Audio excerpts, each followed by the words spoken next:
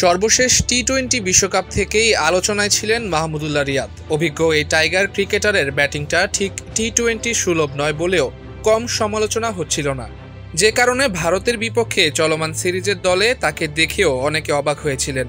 এরই মধ্যে শোনা যাচ্ছিল ভারত সিরিজেই সংক্ষিপ্ত সংস্করণের ক্রিকেটকে বিদায় বলে দেবেন রিয়াদ।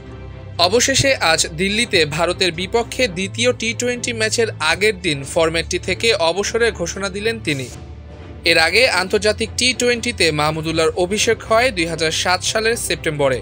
এরপর এই ফরম্যাটে লাল সবুজের জার্সির প্রতিনিধিত্ব করেছেন 17 বছর। অবসরের ঘোষণা দিয়ে 38 বছর বয়সী এই ক্রিকেটার বলেন, আমি টি-20 থেকে অবসর নিচ্ছি, এটাই আমার শেষ সিরিজ। আসলে এখানে আসার আগেই সিদ্ধান্তটা নিয়েছিলাম। কোচ, ক্যাপ্টেন সবাই জানতো। আমার মনে হয় এই সিদ্ধান্ত নেওয়ার এটাই সঠিক সময়।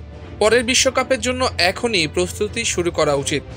আন্তর্জাতিক টি-20তে এখন পর্যন্ত 139টি ম্যাচ খেলেছেন মাহমুদুল্লাহ রিয়াদ, যেখানে 850 সঙ্গে 23.48 গড় এবং প্রায় 118 স্ট্রাইক রেটে তিনি 2395 রান করেছেন। এছাড়া বল হাতে তিনি সংক্ষিপ্ত সংস্করণটিতে শিকার করেন 40 উইকেট। আগামীকাল দিল্লির অরুণ জেটলি স্টেডিয়ামে ভারতের বিপক্ষে সিরিজের দ্বিতীয় টি-20 খেলবে বাংলাদেশ। এরপর 12 অক্টোবর হায়দ্রাবাদে রাজীব গান্ধী স্টেডিয়ামে সিরিজের তৃতীয় ও শেষ ম্যাচ। সেটি হবে বাংলাদেশের জার্সিতে মাহমুদুল্লাহর শেষ টি-20 ম্যাচ।